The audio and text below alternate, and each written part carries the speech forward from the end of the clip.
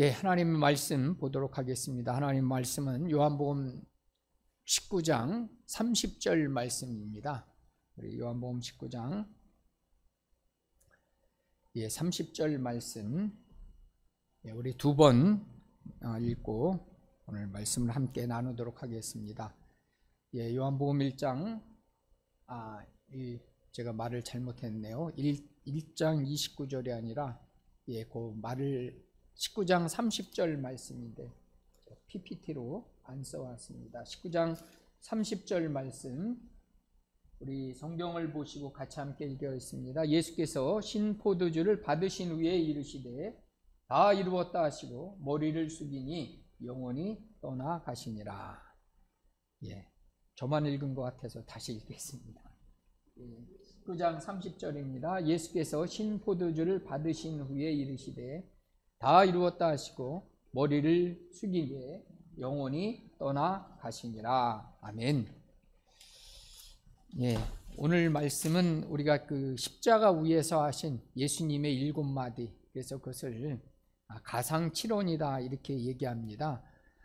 저는 이제 처음에 이 가상이라고 해서 우리가 요즘에 들어보셨는지 모르지만 가상현실 뭐 이런 게 나오잖아요. 그래서 예수님이 십자가에서 하신 이게 실제가 아니라 가짜로 하신 말씀인가 이렇게 우리가 처음에 생각했는데요.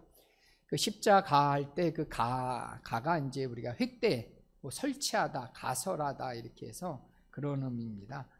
그래서 십자가 위에서 예수님께서 7마디를 하신 것들을 우리가 고난주간을 맞이해서 우리가 그것에 대한 우리가 영적인 의미 또 우리의 적용점을 우리가 같이 함께 나누면서 사실상 이 7마디 속에는 예수님의 모든 사역이 실제적으로 다 담겨져 있어요.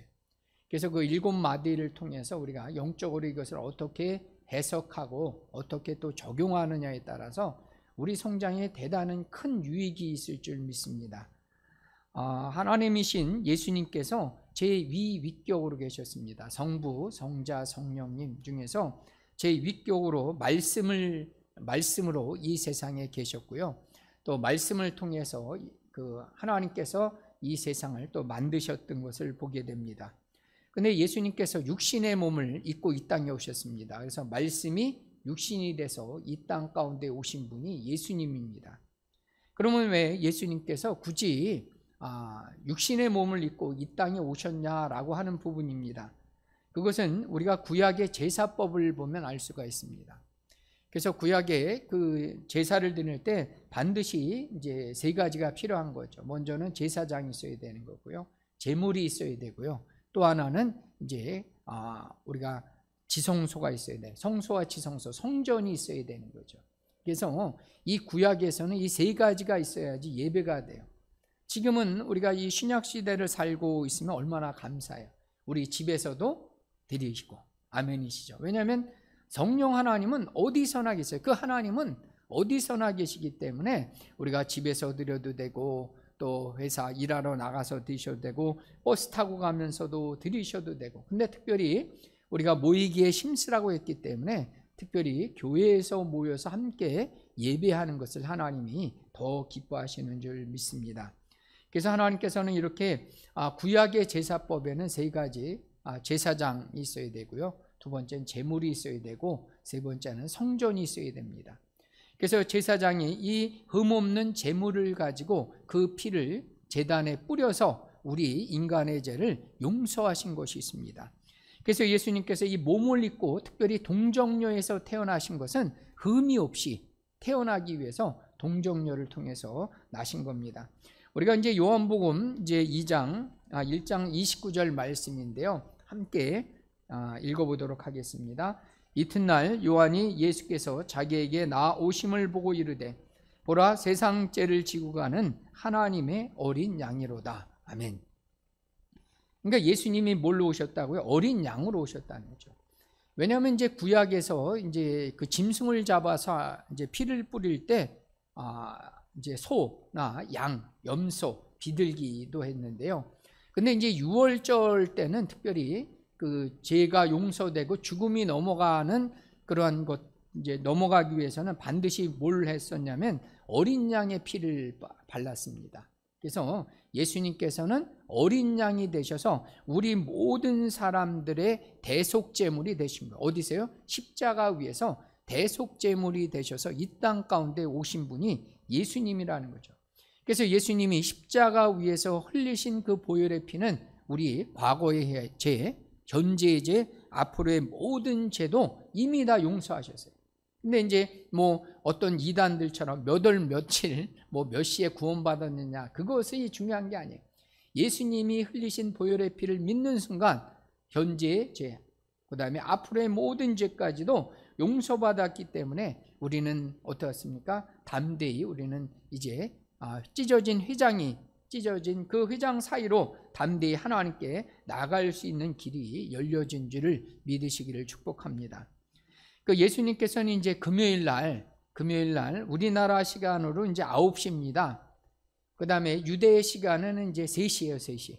그래서 유대 시간에다가 플러스 6을 하면 우리나라 시간이 됩니다.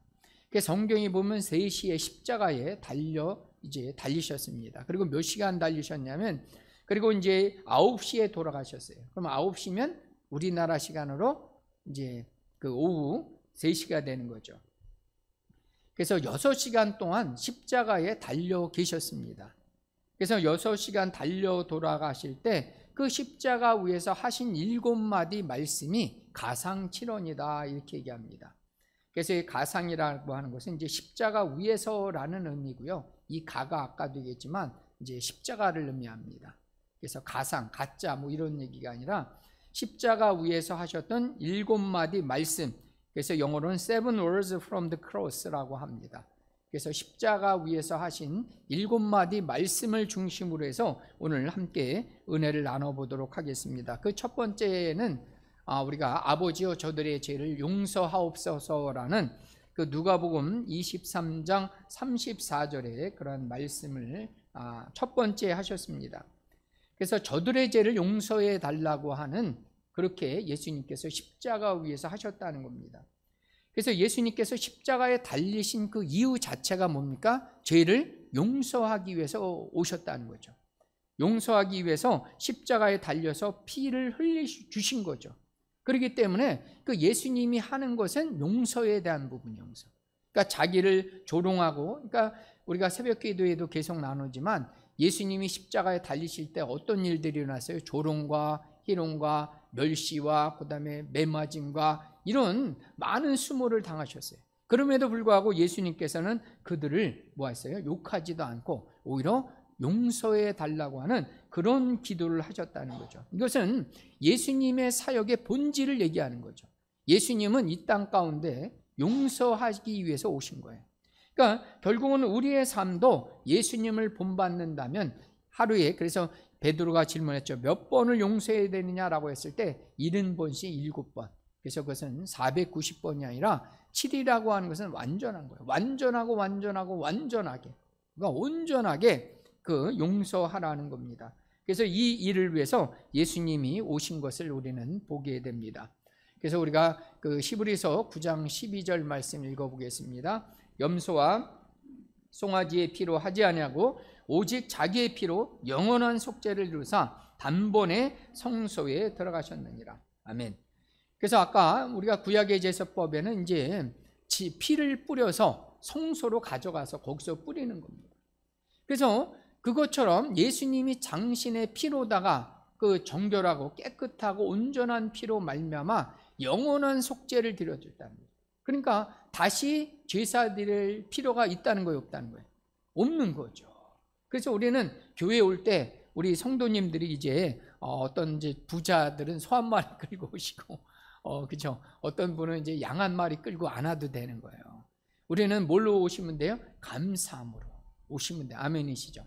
감사함으로 기쁨을 가지고 성전에 오시면, 교회에 오시면 된다는 거죠. 그러니까 영원한 속죄를 다 드려주신 거예요. 단번에 드렸어요. 단번. 뭐 또 드릴 필요가 없어요. 이것은 단번에 드려주셨기 때문에 우리는 기쁨으로 용서받은 자로서 우리가 어떠한 죄 뭐 또 지을 수도 있어요. 우리가 어제 퀴티가 뭐 했어요? 발을 씻어줬잖아요. 예수님의 발. 그죠? 발을 씻어 주신 것처럼 우리는 뭐 해야 돼? 그 죄 지으면 바로 또 회개하면 되는 거예요. 돌이키고 다시 하나님 감사하고 찬양하고 영광 돌리면 그게 우리 신앙생활이에요. 뭐 온전히 뭐 100% 깨끗해서 사는 사람이 없는 거죠. 연약하기 때문에 또다시 발이 더러워지면 씻으면 되는 거예요. 그리고 감사하게 예배드리는 이러한 삶이 되어야 될 줄 믿습니다. 그 다음에 두 번째는 오늘 나와 함께 낙원에 있으리라. 두 번째는 나와 함께 낙원에 있으리라고 하는 그 누가복음 23장 43절 말씀을 하셨습니다. 그래서 예수님께서 이제 십자가에 달리실 때요, 좌편과 우편에 강도들이 함께 매달렸어요. 근데 이제 성경을 보면 처음에는 둘 다 예수님을 욕했어요. 예수님을 욕하다가 그 중에 이제 그게 뭐 우편인지 좌편인지는 안 나오지만 성경에는 항상 왼편에는 지옥에 갈 사람, 저주받을 사람이 왼편이고 오른편은 이제 천국에 갈 사람, 의로운 사람을 보편적으로 오른편이라고 그래요. 그래서 이제 비록 뭐 십자가에 달린 사람의 왼쪽인지 오른쪽인지 알 수가 없지만 우리가 우편 강도다 이렇게 일반적으로 얘기합니다. 근데 이제 우편 강도가 보니까 예수님은 죄가 없는 분이 십자가에 달려서 죽게 된 거예요. 그러니까 이제 처음에는 같이 비방하다가 점점 어떻게 돼요? 예수님에 대해서 이제 관심도, 처음에 호기심도 있었다가 관심도 있다가 그 다음에 예수님께서 정말 나를 위해 죽고 있다는, 그렇게 돌아가신다는 걸 믿기 시작한 거예요. 그래서 이제 그 우편 강도가 그렇게 얘기하는 거예요. 예수요, 당신의 나라가 임하실 때 나를 기억해 주세요.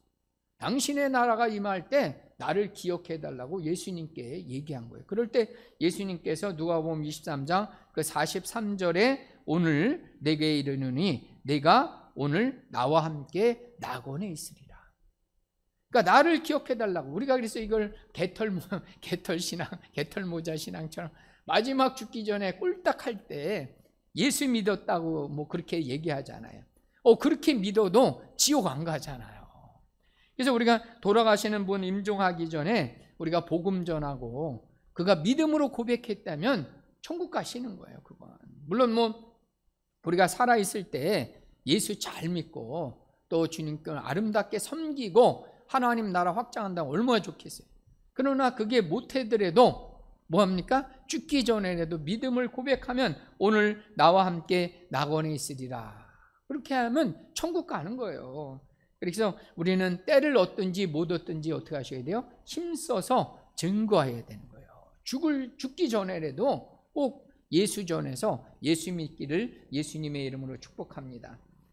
그래서 우리 그 사도행전 2장 38절 39절입니다. 같이 한번 읽어보겠습니다. 베드로가 이르되 너희가 회개하여 각각 예수 그리스도의 이름으로 세례를 받고 제사함을 받으라. 그리하면 성령의 선물을 받으리니 이 약속은 너희와 너희 자녀와 모든 먼데 사람 곧 주 우리 하나님이 얼마든지 부르시는 자들에게 하신 것이라.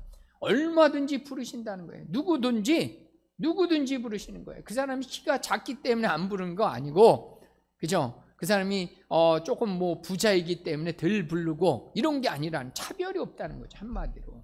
아멘이시죠, 이게. 얼마나 감사해요.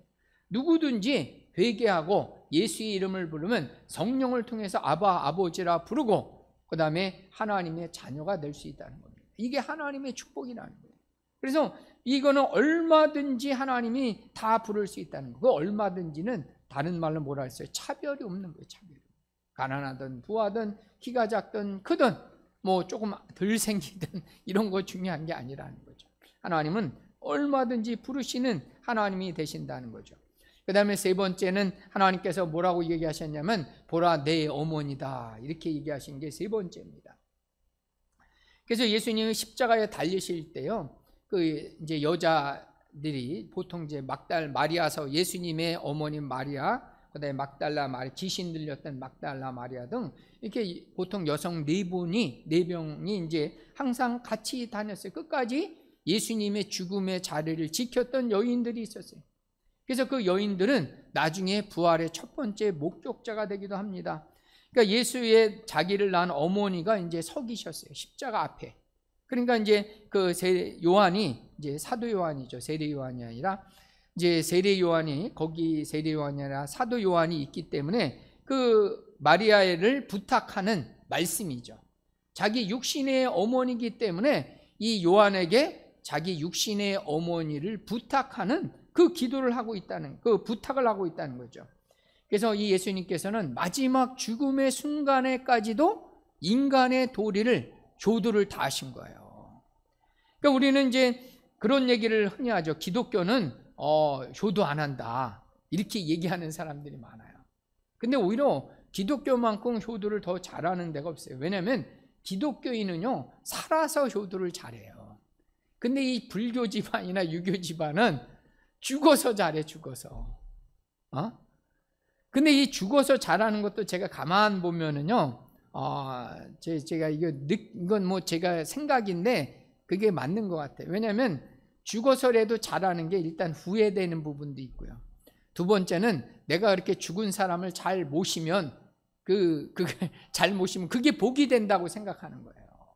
그거는 아주 그냥 기복적인 신앙이고요. 그거는 잘못된 생각이죠.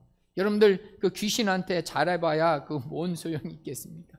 살아있을 때 한 번 더 찾아뵙고 한 번 더 맛있는 거 사드리고 그렇게 해야 된다는 거죠. 그래서 이게 중요한 게 뭐냐면 기독교는 오히려 뭐합니까? 부모를 공경하라고 얘기한단 말이죠. 그래서 우리가 이제 에베소서 6장 1절에서 3절 말씀인데요, 같이 한번 읽어보겠습니다. 자녀들아, 주 안에서 너희 부모에게 순종하라. 이것이 옳으니라. 내 아버지와 어머니를 이로써 내가 잘되고 땅에서 장수하리라. 아멘. 그래서 이 부모님께 순종하고 공경하라는 거예요. 이게 기독교입니다. 이게 기독교예요. 그래서 이 부모님께 대해서 이 순종하고 공경을 잘해야지, 이것이 약속 있는 첫 계명이라는 건 뭐냐면, 우리가 10계명을 보면 1계명에서 4계명은 뭡니까? 하나님께 대해서 한 거예요. 그리고 우리가 읽었던 이게 내 부모를 공경하라가 뭐야? 사람에게 했던 첫 번째 계명이라는 얘기예요. 그래서 이 10계명대로 하나님께, 우리가 부모님께 순종할 때 하나님께서 약속대로 복을 주신다는 겁니다. 그래서 예수님께서도 이제 죽음을 앞두고 나서 자기를 낳았던 육신의 어머니를 요한에게 부탁하는 거죠. 내 어머니다라고 하면서 이제 모실 것을 얘기한 것이 세 번째입니다. 그 다음에 이제 네 번째는 엘리 엘리 라마 사막다니, 우리 많이 들어보셨죠? 마태복음 27장 46절에 나온 대로 엘리 엘리라고 하는 것은 이제 하나님, 우리도 엘리 인학교회를 썼죠, 그렇죠? 네. 그래서 그 하나님, 그 엘리 엘리라고 하는 것은 이제 나의 하나님, 나의 하나님, 그 다음에 라마 사박다니 어찌하여 나를 버리시나이까, 이렇게 예수님의 절규 외침을 말하는 거죠. 그래서 예수님이 이렇게 말씀하실 수밖에 없는 거예요. 왜 그럴까요? 십자가의 고통은 6시간 달려 있었잖아요. 아마 우리 모르겠어요. 이제 철봉 같은 거 해보면 아시잖아요. 철봉. 그렇잖아요. 저도 뭐 요즘에 달리기나 이렇게 걷기 운동을 해도 철봉 같은 건 안 하는데요. 철봉 뭐 10초도 못 매달리시잖아요. 이제 우리들은 이제 뭐 1초도 안 돼서 뚝 떨어지는 거야, 이게. 근데 십자가에는 예수님이 어떻게 매달리셨어요? 옆구리에 창 찔리시고, 그 다음에 손과 발에 못 박히신 상태에서 6시간 동안 이제 십자가에 못 박히시는 거예요. 그러니까 예수님은 이 고통을 너무나 심하게 느끼시는 거. 거기다 채찍의 맛이었잖아요. 옛날에 우리가 영화 있잖아요. 예수 그리스도 갑자기 감독이 누구죠? 이제 잊어먹었는데, 그 감독이 이제 예수님에 대해서, 예수 그리스도의 영화를 만들었잖아요. 거기도 보면 채찍에 맞고요, 그 다음에 피 흘리시고 가시 멀리간 쓰시고 골고다 언덕을 올라가시는 그 예수님을 잘 그려줬던 영화가 있습니다. 그래서 거기서도 보면 이제 채찍에 맞으시고 찔리시고 못 박히신 그 예수님이 얼마나 고통스럽겠어요. 그러니까 어찌하여 나를 버리셨나이까라고 하는 그런 외칠 수밖에 없는 거죠. 근데 이 십자가상에서 달리실 때 그 다음에 정오에 어두움이 임했어요. 그 어두움이 임했다는 것은 뭐냐? 어두움의 권세가 임한 거예요. 근데 이 어두움의 권세는 잠깐이에요. 잠깐. 그러니까 우리 인생에도 보면 하나님이 안 계신 것 같고 어두움만 가득히 낀 그런 삶의 순간이 조금 있어요. 근데 우리가 기억해야 될 건 뭡니까? 그 어둠이 영원히 있지 않다는 거죠. 아멘이시죠? 잠깐 있는 거예요. 잠깐. 그 어둠은 곧 거쳐요. 근데 깜깜하기 때문에 안 보일 뿐이야. 근데 여전히 뭐예요? 빛은 있는 거예요. 우리가 빛은 있고, 여러분들 쉽게 말하면 이 밤에조차도 뭐가 있어요? 태양이 있는 거 아시죠? 저 뒤쪽에 있으니까 우리가 깜깜할 뿐이지, 그 어두운 칠흑 같은 밤일지라도 뭐가 있어요? 실제적으로 태양은 있는 거예요. 그것처럼 하나님은 그 고통의 자리에도 함께 계신 거예요. 그 우리에게는 절망이고 하나님이 안 계신 것 같지만 그 하나님은 여전히 우리와 함께 하신 거예요. 그리고 우리와 함께 고통당하신 것이 하나님이라는 거죠. 그리고 하나님께서 이렇게 고통의 순간에 이렇게 버린다는 것은 뭐냐면, 그래서 이 성경은 보면 예수님의 사역은 항상 대속적이라는 거예요. 대신해 준 거죠. 이게 중요한 거예요. 대신. 그러니까 예수님이 피를 대신 흘려주셨기 때문에 우리는 뭐 해야 돼요? 피 흘리지 않아도 되는 거예요. 예수님이 매 맞으셨기 때문에 어떻게 되는가? 우리는 매 맞지 않아도 된다는 거죠. 예수님께서 저주를 받은 바 되사, 왜냐하면 십자가에 달린 자가 저주를 받는 거예요. 그래서 예수님이 저주를 받았기 때문에 우리는 저주받지 않은 거예요. 항상 이게 그 대신해 주신 거예요. 대신 담당해 주신 거예요. 그래서 예수님께서 이 고통을 받으셨기 때문에 우리가 뭐 한 거예요? 나음을 얻었다는 거예요. 그래서 그 말씀이 이제 우리가 잘 아는 이사야서에 보면 잘 나오게 되는 거죠. 우리가 이사야서 53장 5절 6절인데요. 조금 길지만 같이 한번 읽어보겠습니다. 그가 찔림은 우리의 허물 때문이요, 그가 상함은 우리의 죄악 때문이라. 그가 징계를 받음으로 우리는 평화를 누리고 그가 채찍에 맞음으로 우리는 나음을 받았도다. 우리는 다 양 같아서 그릇 행하여 각기 제 길로 갔거늘 여호와께서는 우리 모두의 죄악을 그에게 담당시키셨도다. 아멘. 그 찔림, 우리의 허물 때문이에요. 상함은 우리의 죄악 때문이에요. 그래서 이 죄를 누가 다 담당하신 거예요? 예수님이 대신 담당해 주신 거예요. 그래서 예수님이 징계를 받았기 때문에 우리는 평화를 누리는 거예요. 그 다음에 채찍에 맞음으로 우리가 나음을 얻은 것들이 이게 하나님의 은혜인 거죠. 그래서 이러한 고통 가운데 있기 때문에 예수님께서는 버리신 것처럼 느끼지만 그 가운데도, 그 어두운 가운데도, 절망 가운데도 하나님은 여전히 그 가운데 함께 하신 거예요. 그래서 우리도 때로는 하나님이 안 보이시는 것 같고 절망 가운데 있을지라도 하나님은 항상 우리와 함께 계심을 믿으시면서 그 하나님께서 반드시 도우시고 반드시 승리하게 해주시는 것을 믿는 우리 모두가 되시기를 축복합니다. 그 다음에 다섯 번째는 내가 목마르다, 이렇게 얘기하셨습니다. 내가 목마르다. 그러니까 예수님께서는 이제 창에 찔리고요, 그 다음에 피를 다 흘리셨어요. 피와 물과 피를 다 흘리셨다라고 그렇게 요한복음 19장 34절에 나왔어요. 그러니까 우리가 이 탈수 증세, 모르겠어요. 우리가 사막을 여행을 안 하다 보니까, 그렇죠? 그 다음에 아마 물 떨어진 경험이 있으신지 모르겠어요. 물 떨어진 거. 물 떨어지면 우리가 그 밥은 안 먹어도 그 이제 어느 정도 버텨요. 왜냐하면 지방이 있기 때문에 버티는데 물은 안 먹으면 죽어요, 우리가. 근데 예수님은 어떻게 됐어요? 다 쏟으셨어요. 그러니까 얼마나 갈증이 나겠어요. 그래서 내가 목마르다 얘기하신 거예요. 목마르다. 아까 예수님의 사역은 항상 뭐라 했어요? 대신 사역이에요. 그러면 예수님이 목마름의 갈증은 결국은 우리에게 뭐가 오는 거예요? 생수를 주시는 거예요. 예수님의 목마름을 통해서 우리가 예수님께로 가면 우리는 뭐예요? 값없이 생수를 받아 누릴 수 있는 거예요. 다른 데서 구하면 안 되는 거예요. 우리의 그런 갈증을 세상 사람들은 뭘로 채워요? 어떤 사람은 도박으로 채워요. 어떤 사람은 술로 다 채워요. 오늘도 올라오다 보니까 어떤 건장한 청년이 입구에서 담배 피려고, 어떤 사람은 담배 피는 것으로 채우고, 그렇잖아요. 어떤 사람은 뭐 또 쾌락으로 채우고요. 그런다는 거예요. 근데 그게 채워지란 말이죠. 오직 어디서만 채워져요? 우리의 목마름을 채워주실 것은 예수님께로만 가야 된다는 거죠. 그래서 예수님께서는 우리 모든 사람들을 초청하고 있다는 거예요. 그래서 이사야서 55장 1절 말씀 읽어보겠습니다. 오라 너희 모든 목마른 자들아 물로 나오라. 돈 없는 자도 오라. 너희는 와서 사 먹되 돈 없이 값없이 와서 포도주와 젖을 사라. 값없이 와서 사라는 거예요. 값없이 와서 먹으라는 게 얼마나 감사해요. 아까 우리가 이제 사도행전에 나오지만 누구든지 차별 없는 거예요. 하나님은 우리가 먹으러 왔는데 물 마시러 왔는데 그래. 야 너는 안 돼. 쟤 열해. 그죠? 너는 교회 오지 마. 너는 구원받지 마. 이렇게 하면 얼마나 이 참 난감하겠어요. 근데 차별이 없는 거예요.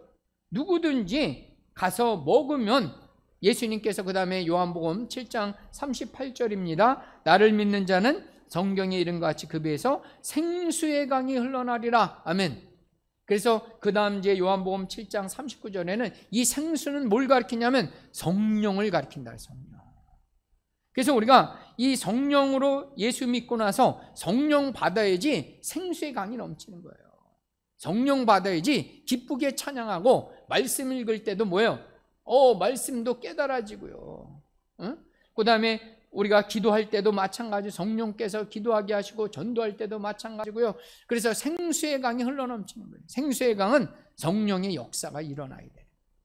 그래야지 우리가 신앙생활하는 게 재미있는 거죠. 그 생수의 강이 흘러넘친 사람 메말라요. 아주 까칠해요. 그죠?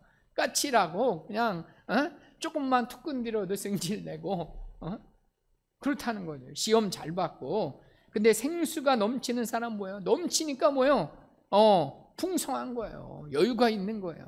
누가 뭐라 그래도 저도 참 배워야 된다. 그리고 그렇죠? 그리고 예 그러시죠. 그런 사람이 돼야 된다는 거죠. 그게 성령 충만한 사람, 생수의 강이 흘러 넘치는 사람이 그런 삶을 살 줄 믿습니다. 그 다음에 여섯 번째는 우리가 본문에서 읽었던 처음 읽었던 다 이루었다라고 그렇게 요한복음 19장 30절에서 얘기하고 있다는 거예요. 다 이루었다는 거죠. 그래서 예수님께서 십자가 위에서는 그 율법의 모든 것을 완성하러 예수님 오셨다라고 했어요.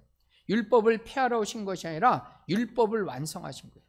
그래서 십자가에서 죽으신 것은 뭘 다 완성하신 거예요? 율법의 죄와 저주의 모든 것으로부터 우리는 자유케 된 거예요. 구원받게 해주는 그러한 은혜를 그 십자가상에서 완성하신 거라는 거죠. 그래서 아까 우리가 히브리서 9장도 읽었지만 다시는 제사 드릴 필요가 없는 거예요. 왜냐하면 예수님께서 영원한 속죄의 제사를 단번에 드리셨기 때문에 다시 제사하는 것이 필요 없다는 거죠. 그래서 예수님은 구약의 모든 율법을 다 이루신 분이에요. 아멘이시죠? 그리고 그 예수님은 이제 다시 오시는 그러한 재림의 주님으로 다시 오실 것을 우리는 믿는 겁니다. 그래서 우리는 이 예수님께서 이루신 그 은혜를 감사함으로 우리가 함께 예수님과 함께 가면 되는 거예요. 그러면 예수님께서 다 이루신 거예요. 이루실 거라는 거죠. 그래서 우리 요한복음 우리 16장 33절 말씀 같이 한번 읽어보겠습니다. 이것을 너희에게 이르는 것은 너희로 내 안에서 평안을 누리게 하려 함이라. 세상에서는 너희가 환난을 당하나 담대하라. 내가 세상을 이겼노라. 그래서 예수님께서 다 이기신 예수님은 우리와 함께 하시면서 우리에게 뭘 주시는 거예요? 이제 평안한 거예요. 더 이상 사망이나 저주가 또는 마귀가 우리를 뭐 하는 거예요? 괴롭게 하지 못하는 거예요. 근데 중요한 건 뭐예요? 이러한 믿음에 선 사람들이 평안한 거죠. 여전히 왜 믿지 못한 사람은 자꾸 불안한 거야. 이 길이 맞는지, 그죠? 이거 내가 믿는 게 잘하는 건지, 그죠? 이쪽 교회 가는 게 맞는 건지, 우리 엘리나 교회 오는 게 맞는 건지 막 헷갈리는 거야, 이게요. 근데 믿음에 선 사람은 뭐예요? 불안하지 않는 거예요. 하나님이 내 안에서 평안을 주는 거예요. 그리고 환난과 핍박이 일어나도 어떻게 하는 거예요? 예수님이 이기신 것처럼 뭐예요? 우리도 예수님과 함께 사는 사람은 넉넉히 이기는 거예요. 넉넉히 이긴다 그랬어요. 피할 길을 내서 그 고린도전서 10장 13절 말씀인가요? 능히 피할 길을 내서 너희로 능히 이기게 하시는 거예요. 넉넉히 이기게 하시는 분이 하나님이신 거예요. 그래서 왜냐하면 예수님이 이미 다 이루신 거예요. 이루신 거 우리는 뭐예요? 다 쉽게 말하면 밥상 다 차려놓으셨다는 거예요. 그러니까 우리는 뭐 하면 되는 거예요? 기쁨으로 가서 드시면 되는 거예요. 그게 신앙생활이 그런 신앙생활 하면서 사셔야 된다는 얘기입니다. 그 다음에 7번째는 내 영혼을 아버지 손에 부탁합니다 라고 그렇게 마지막으로 7번째 말은 내 영혼을 아버지 손에 부탁합니다 라고 누가복음 23장 46절에 얘기했다는 거죠.